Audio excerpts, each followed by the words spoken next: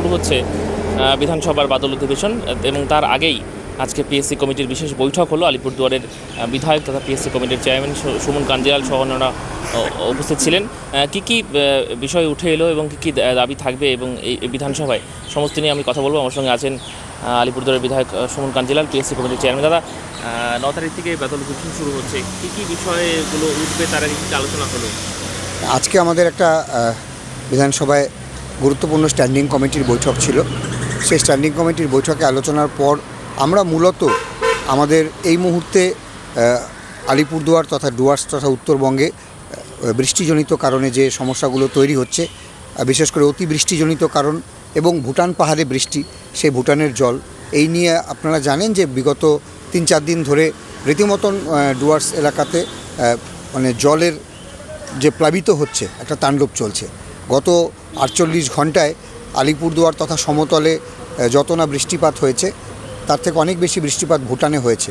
তো ভুটানে অতিবৃষ্টির কারণে সমস্ত ভুটানের নদীগুলোতে জলস্তর বেড়েছে এবং এই নদীর জল সরাসরি আমাদের ডুয়ার্সের মাদারিহাটের বিভিন্ন চা বাগান, গ্যারগেন্ডা, তুলসীপাড়া থেকে শুরু করে বিভিন্ন চা বাগানে ইতিমধ্যে নদীর জল ঢুকে গেছে। আর আমি তো আপনাদেরকে বারবার বলি যে এই নদীর জলের মধ্যে, ভুটানের নদীর জলের মধ্যে ডলোমাইট মেশানো আছে, ফলে ডলোমাইট মিশ্রিত জল চা বাগানে ঢুকে গেলে চা বাগানের ব্যাপক ক্ষতি হয়। ইতিমধ্যে চা মালিক কর্তৃপক্ষ তারা আশঙ্কা প্রকাশ করেছে যে এই অতিবৃষ্টিজনিত কারণে চা বাগানে জল ঢুকে গেলে চায়ের উৎপাদন মার খাবে, আবার পাশাপাশি চা বাগান ধ্বংসও হচ্ছে। একইভাবে আমাদের আলিপুরদুয়ার বিধানসভায় সিসামারাতে যে সিসামারা নদী আমাদের শালকুমার 1-2 গ্রাম পঞ্চায়েত এলাকায়, সেখানে প্লাবিত হয়েছে সিসামারা নদী এবং সেখানে আপনারা জানেন যে গত পরশুদিন দুপুরবেলায় আচমকা একটা প্রাচীন শিব মন্দির ভেঙে গেছে। অর্থাৎ নদীর ভাঙনটা খুব মারাত্মক জায়গায় প্রথম থেকে শুরু হয়েছে।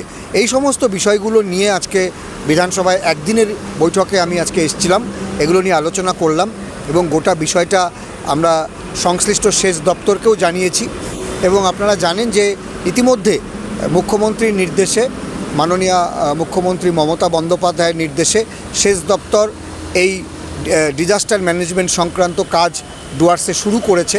বিভিন্ন সীমান্ত এলাকায়, ভুটান সীমান্ত এলাকায় এখানে অটোমেটিক রেইন গেজ মেশিন লাগানো হচ্ছে এবং আরও অনেক সার্ভে চলছে। তো এক্ষেত্রে আমরাও আজকে এই সেচ দপ্তর এবং তার মাননীয় যিনি দায়িত্বপ্রাপ্ত মন্ত্রী তাদের সঙ্গে যোগাযোগ করেছি। আমরা খুব আশাবাদী যে হয়তো 2-1 দিনের মধ্যেই সেচ দপ্তরের মাননীয় মন্ত্রী আলিপুরদুয়ার এবং ডুয়ার্স এলাকা ভিজিট করবেন মাননীয় মুখ্যমন্ত্রীর নির্দেশে, এবং আমাদের এখানকার যা পরিস্থিতি সেই পরিস্থিতিটা আমরা সবিস্তারে সেচ দপ্তরের কাছে তুলে ধরেছি। আলিপুরদুয়ারের আর কী দাবি তুলে ধরবেন এই বিধানসভা যে অধিবেশনটা শুরু হবে? আলিপুরদুয়ারে বিভিন্ন সমস্যা আছে, আর কী তুলে ধরবেন? হ্যাঁ, আমরা তো আজকে মূলত আলোচনা করলাম আমাদের বন্যা পরিস্থিতি, ভাঙন নিয়ে। চারিদিকে জল ঢুকে যাচ্ছে, ঘরে জল ঢুকে যাচ্ছে বিভিন্ন জায়গায়, সেখানে সেচ দপ্তরে যা যা করণীয় সেটা করবে। কিন্তু ওইটা আবার কথা যে ভুটানের নদীকে তো আটকানো যাচ্ছে না, ভুটানের নদীকে নিয়ন্ত্রণ করা যাচ্ছে না। সেখান থেকে ভুটানে বৃষ্টি হলে বা জল ছাড়লে নদীতে জল চলে আসছে 3-4 ঘন্টার মধ্যে, সেই জল প্রবল বেগে ঢুকে যাচ্ছে। একটা খুব বিভৎস পরিস্থিতি। আমরা তো বারবার আশঙ্কা প্রকাশ করছি যে ভারত ভুটান যৌথ নদী কমিশন না হলে এই ভুটানের নদীকে নিয়ন্ত্রণ করা যাবে না, ভুটানের নদীকে শাসন করা যাবে না। তার একটা সুষ্ঠু পরিকল্পনা, স্থায়ী সমস্যার সমাধান ভারত ভুটান নদী কমিশনের মাধ্যমে করা সম্ভব। এটা গেল এই দিকটা। আর আপনি যেটা প্রশ্ন করলেন যে আগামী যে 9 তারিখ থেকে আমাদের বাদল অধিবেশন বিধানসভা, সেখানে আমাদের কি ভূমিকা থাকবে বা কি পরিকল্পনা, নিশ্চিতভাবে আমরা একাধিক পরিকল্পনা নিয়েছি আলিপুরদুয়ারের জন্য। আপনি জানেন যে আমাদের আলিপুরদুয়ারেও যখন খুব বেশি বৃষ্টি হয়, সেই বৃষ্টির জল জমে বিগত 25-30 বছর থেকে আলিপুরদুয়ারের মানুষের একটা জল যন্ত্রণা ভোগ করে। এই ওয়াটার লগিং কারণে বৃষ্টির জমা জল জমে গিয়ে আলিপুরদুয়ারের বিভিন্ন ওয়ার্ড প্লাবিত হয়। সেই ওয়ার্ডগুলোতে 2 দিন, 4 দিন, 5 দিন, নিচু এলাকায় কোথাও 1 সপ্তাহ জল থাকে। আলিপুরদুয়ার শহরে পৌরসভা এলাকার 5 নম্বর ওয়ার্ড সহ 15 নম্বর ওয়ার্ড সহ বেশ কিছু ওয়ার্ডে নৌকা নামাতে হয়, রীতিমতন এরকম পরিস্থিতি হয়ে যায়। এই পরিস্থিতিটা মোকাবিলা করার জন্য একটা সুষ্ঠু পরিকল্পনা ব্যবস্থার জন্য ইতিমধ্যে উত্তরবঙ্গের ইরিগেশন ডিপার্টমেন্টের মাননীয় চিফ ইঞ্জিনিয়ারকে নিয়ে আমরা বিভিন্ন এলাকা ভিজিট করেছি। তারপর এটাকে কিভাবে একটা পরিকল্পনা, একটা মাস্টার প্ল্যান করা যায় এই নিয়ে আমি বিধানসভায় একটু বলবার চেষ্টা করব।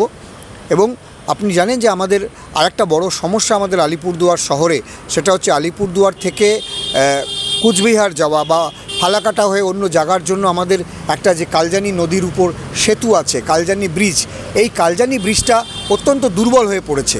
এই কালজানি ব্রিজটা অনেক বছর আগে তৈরি, এর যে ভার বহন ক্ষমতা সেটা এখন ওভার হয়ে গেছে। যে পরিমাণ বেশ কিছু জায়গায় ভেঙেও গেছে, যেখানে এত ভারী যানবাহন চলাচল করছে। এই পরিস্থিতিতে আলিপুরদুয়ারের মানুষও চায় এবং একটা সময়ের জন্য খুব গুরুত্বপূর্ণ একটা দ্বিতীয় কালজানি সেতু, এটা আমাদের করা খুব দরকার। এই দ্বিতীয় কালজানি সেতুর বিষয়টাও আগামী বিধানসভা নির্বাচনে তুলে ধরতে চাইছি। আরেকটা বিষয় আমি আপনাদের জানাই যে যেহেতু আমাদের আলিপুরদুয়ার শহরে রাস্তা বলতে গেলে মেন বক্সা ফরেস্ট রোড, তার দুপাশে যে আমাদের কানেক্টিং রোড, একটা রোড তো রেল লাইনের জন্য এবং রেল লাইনের এক্সটেনশনের জন্য খুব খারাপ অবস্থা। ফলে বিগত দিনে বাঁধের উপর রাজ্য সেচ দপ্তর কিছুটা রাস্তা নির্মাণ করেছে।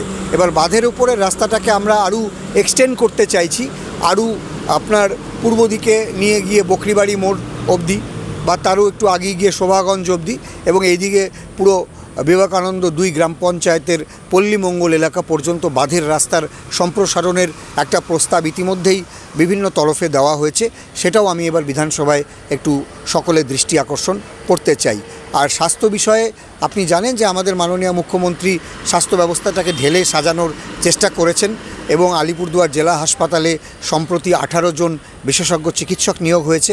ফালাকাটার সুপার স্পেশালিটি হাসপাতালেও 7 জন চিকিৎসক এবং বীরপাড়া স্টেট জেনারেল হাসপাতালেও চিকিৎসক দেওয়া হয়েছে। এখন আলিপুরদুয়ারের মানুষ চাইছেন আলিপুরদুয়ার জেলা হাসপাতালকে আরও ভালো জায়গায় নিয়ে যাওয়ার জন্য, এবং বিগত দিনের তুলনায় আমাদের যেভাবে নতুন সিটি স্ক্যান মেশিন, নতুন ডিজিটাল মেশিন, 10টা নতুন ডায়ালিসিস মেশিন ওপেন হতে যাচ্ছে, খুব শীঘ্র সব ঠিকঠাক চললে ট্রমা কেয়ার ইউনিট চালু হবে। এই পরিকাঠামোকে কাজে লাগিয়ে আমরা নিশ্চিতভাবে আমি মাননীয় মুখ্যমন্ত্রীর কাছে অনুরোধ করব যে যদি আমাদের আলিপুরদুয়ার জেলা হাসপাতালকে মেডিকেল কলেজে রূপান্তরিত করা যায়। এটাও আগামী বিধানসভা যে অধিবেশন হতে চলেছে তাতে আমাদের এটা নজর থাকবে। একটু জেনে নেই, আপনি যে বলেছিলেন যে ডায়ালিসিস মেশিন নতুন করে চালু করা, তারপরে যে বিভিন্ন নোংরা আবর্জনা স্তূপগুলো যেগুলো সরিয়ে নেওয়ার, সেই প্রক্রিয়াটা কতদূর এগোলো বা কতদূর? হ্যাঁ, এটা আমি আপনাদের মাধ্যমে আবারও জানাই যে নতুন 10টা ডায়ালিসিস মেশিন সেট আপ, যার মধ্যে 2টো মেশিন পজিটিভ, মানে যাদের বিভিন্ন রকম ধরনের সংক্রামক ব্যাধি আছে, হেপাটাইটিস থেকে শুরু করে আরও বিভিন্ন রকম সংক্রামক ব্যাধি, তাদের জন্য আলাদা মেশিন থাকে। এতদিন মাত্র 5টা মেশিন ছিল, সেই মেশিনগুলো তো সব খারাপ হয়ে গিয়েছে, এদের মেয়াদ উত্তীর্ণ হয়ে গেছে, মেয়াদ উত্তীর্ণ মেশিন আর কাজ করছে না। ফলে 5টা নতুন মেশিন নিয়ে আসবার ব্যবস্থা হয়েছে, আমাদেরকে মাননীয় মুখ্যমন্ত্রী দিয়েছেন পিপিপি মডেলে। এবার এটার জন্য সমস্ত পরিকাঠামো তৈরির কাজ শেষ। ডায়ালিসিসের জন্য জানেন যে একটা জল লাগে, যে ডিস্টিলড ওয়াটারটা লাগে ডায়ালিসিস করবার জন্য, সেই ওয়াটার প্ল্যান্টের কাজও সম্পন্ন হয়েছে। তার জলের নমুনা কলকাতায় পাঠানো হয়েছে, সেই নমুনার রিপোর্ট পৌঁছানো বাকি। আজকে আমি কলকাতাতে দাঁড়িয়েই এটা নিয়ে রাজ্য স্বাস্থ্য দপ্তরে আরেকবার খোঁজ খবর করবার চেষ্টা করব। এটা আমাদের একটা প্রায়োরিটি।